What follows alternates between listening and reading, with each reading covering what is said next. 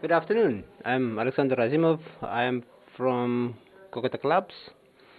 I'd like to talk to you about the following. We as researchers, how we see the system of connection in the Caucasian region. What we can say about the region in the Northern Caucasus and Caucasus as a whole. The region is not a simple one.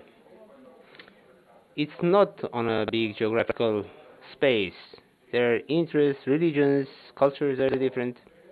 But in the current world, irrespective of how different it is, irrespective of the conflicts there, the countries directly or indirectly continue cooperating. Previously, the cooperation between countries was established through railway, telephone communication, and other means of communication, but now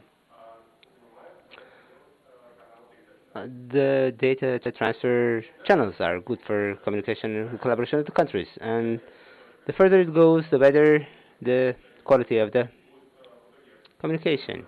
And we we either consider the profit or the missed profit. But before passing on to the analysis related to the between the countries, let's first look at the national segments in the countries separately.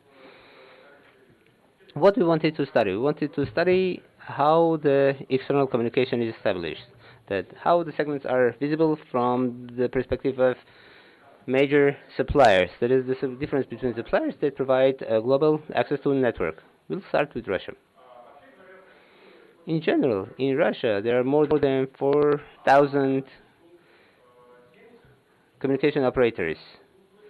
70 of them are in northern Caucasus. Not that many, not even few. But dominating row have two operators, Rostelecom and Megaphone. However, I want to draw your attention to the following: that at the same time, more than 25%, that is a quarter of it, are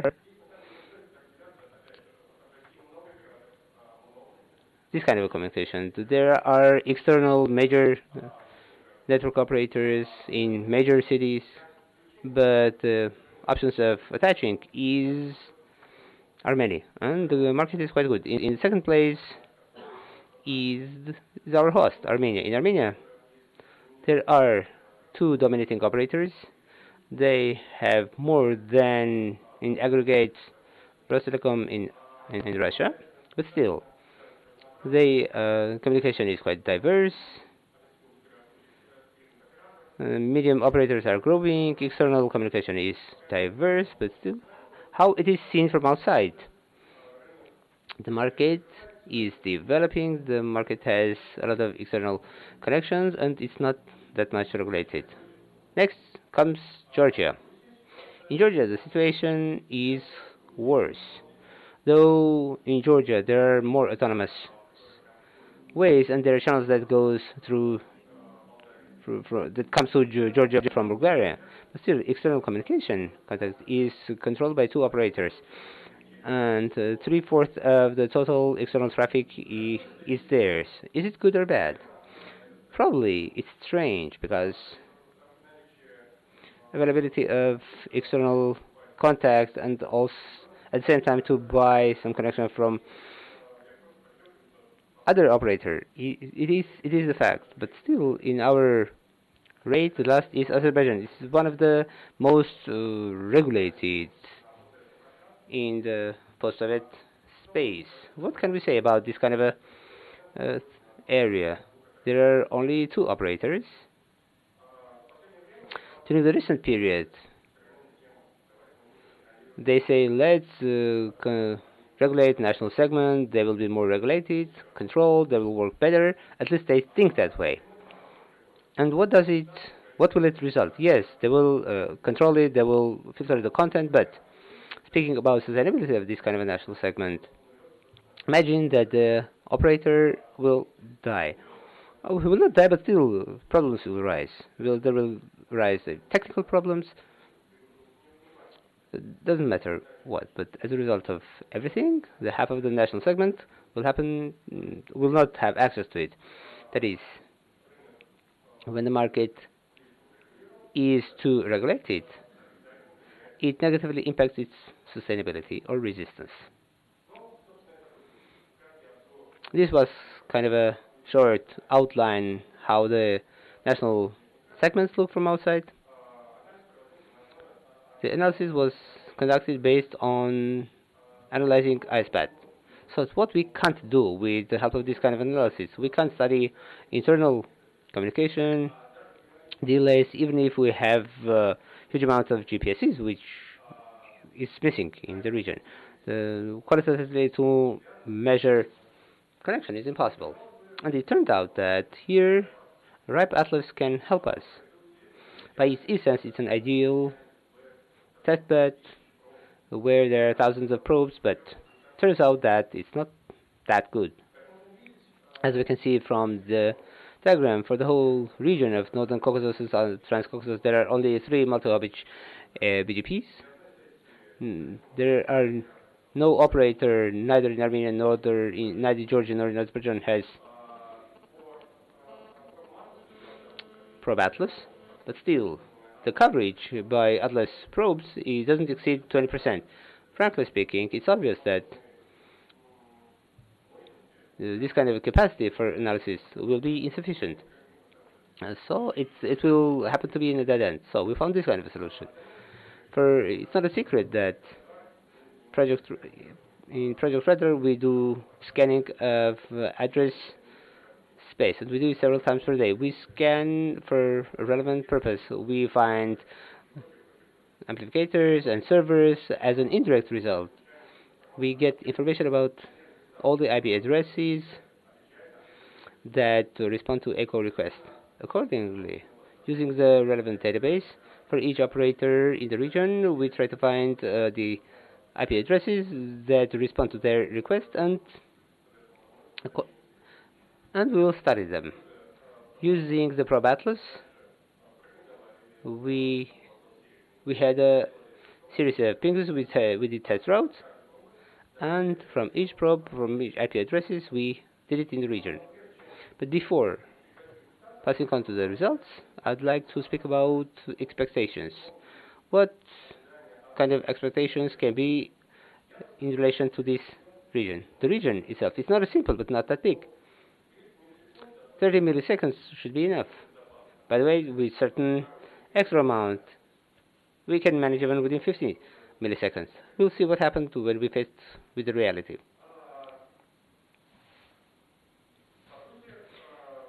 In fact, all the communication with sites increases to 100 milliseconds. Frankly speaking, I thought that there might be problems. 30 milliseconds is preferable, but it was not mandatory, considering there are problems between certain countries, Armenia, Azerbaijan, between Russia, Georgia, but so that it will be this bad, I didn't expect that. Between Russia and Armenia, the average delay exceeds 70 seconds. And the reason is in the lack of localization of traffic. Localization of traffic is if it comes from country A to country B. If it goes through a third country, it means that the traffic is not local. As we can see, practically the whole traffic is not local. There is somehow a situation between Russia and Azerbaijan. By the way, it's one way. From Russia to Azerbaijan on one way, localization is quite high, and from Azerbaijan to Russia, localization is quite low. Russia stands separate here. If we look at the slide, you can see that green is only a place where there is internal communication. It's connected with the fact that a huge amount of traffic, when it comes from one region of Northern Caucasus to some other, it goes through Rostov, through Moscow, through Voronezh. Some of the traffic goes through Novosibirsk. Why it goes through there, we do not know, but in fact it is like that. As a result, we have what we have.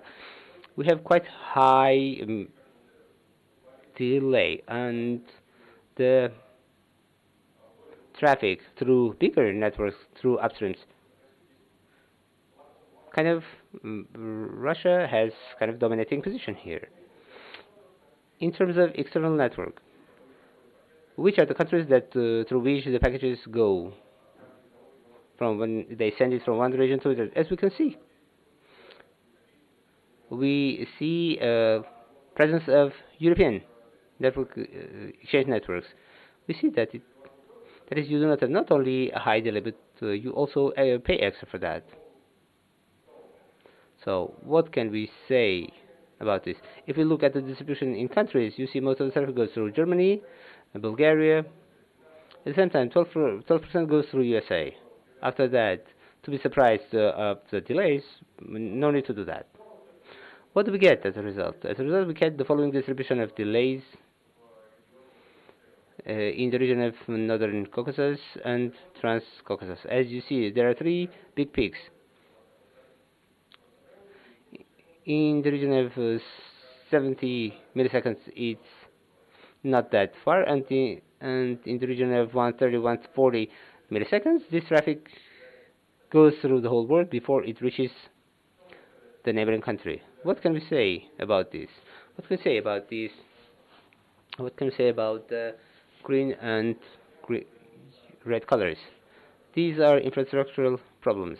But I want to say that here, not only the problems exist, there are also great opportunities and potential, both for the existing players as well as for the players which come to that market. As a matter of fact, RIPE, ENOG, analysis that Curator Labs is collecting, they can provide only certain conditions. Depending on what kind of infrastructure will be in the country, that depends on you, people who are sitting in this hall, in this room. And in the end, it's my wish. It's important not only to develop the infrastructure, but also so that it's much more transparent, so that it's easier to collect the analysis, because we collect this analytics, and sometimes we can improve your operational activities. That's why to use RIPE Atlas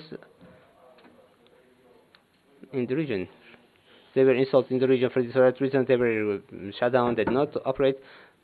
The same is with the BGP. This is not difficult. If there are several lectures that you can continue lecture, reviews, and others, the information that you give or provide, it allows to analyze the connection and to find out various incidents, and as a result, the benefit will be for you. This much on my behalf. Thank you. Thank you.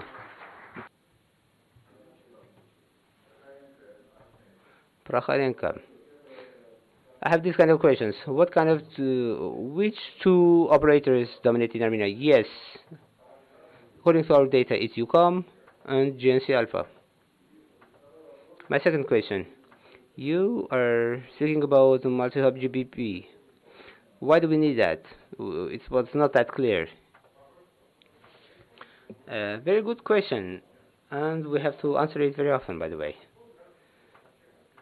At first sight, it looks like why we should do that. On the other hand, if we do not have BGP multi-hop, it's impossible to analyze the incidents that happen inside the net. Let's say you have a neighbor. I'm building with peer or upstream the BGP. With who I should build multi-hop? Multi-hop is created so that you allow the companies to analyze the internal connection to another. What companies? For example, company Curator Labs, that is to connect to these companies, to put it roughly. Yes. Not just to randomly to any. So, you need to connect to those who are building analysis, or so you write and will connect. Okay, agreed. May I? Could you please name some companies that establish? Yes, RIPE, the route views. What project does the RIPE have? RIPE has collectors on which BGP play are established. What about other companies? Route use is Lorem, and I do not recommend it. They are only recently sent a prefix. Thank you. I would like to say the following. A very interesting analysis that you did on behalf of Caucasus. I represent a different region, quite a big one, Central Asia. And I would like to express, I introduce all the operators from that region. So to do this kind of analysis, I'm ready to be a volunteer if you need any support. Thank you very much for the comment. Let's work together. Actually, it was kind of a, if you think that this analysis is interesting, then we can collect this analysis also for the region as well. Let's talk after. Спасибо за вашу презентацию, спасибо за продвижение ряда этого, и я принимал участие в этом процедуре. Disease risk, that's the actual project where we collect all the routing data, and we have the data from 15 locations from all around the globe for the past 16 years. So you can actually even go back every 5 minutes. It's a huge data set. It's lovely to work with, and thanks for the work, but you can even go for the history. You can go back. Thank you. Нужен, да? Спасибо. Павел Сапян, фонд Армикс. Вы не можете нам сказать, вот именно по вот этому слайду мы сейчас смотрим, да? What's your method of collecting data, and based on what do you collect, and based on what do you find this data? What do they show? Because we have certain questions, and my colleagues have. Sure. I'll go into details how we collected this data. First of all, we identified the operators that are available in the region. It's not mandatory for them to be there so that the region is dominating, so that they are present there at least. We use geomapping, and quite possible there are certain mistakes, but it should not be very significant. They shouldn't be very significant.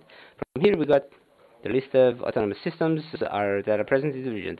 Then we, through using the processed data from ISPAT, BGP, analyzed the operators which control the external connections. Let's say we have an operator in the region, and the next is not from the region. Moreover, that goes to other supplier. Accordingly, then comes the numbering analysis, and we receive the percentage not of the prefix. This is the percentage of the network operators that the given operator is providing with the external connection. Good afternoon, Ella Titova, VSL MTS. You very well described the connection in Armenia, in Georgia, a little bit about Azerbaijan. I would like to know about the following. Do you have any analysis or data in Iran, in Turkey? They are also our neighbors. We know that the main traffic is from Armenia. Probably all the providers know it goes to Georgia. Iran and Turkey are also interesting countries for us. We would very much like to know how it is organized in their country. This kind of research hasn't been conducted yet, but I see there is interest in the regional analysis. There is this kind of a segment, so we will do that kind of an interest, and we'll publish it. Thank you, Sasha.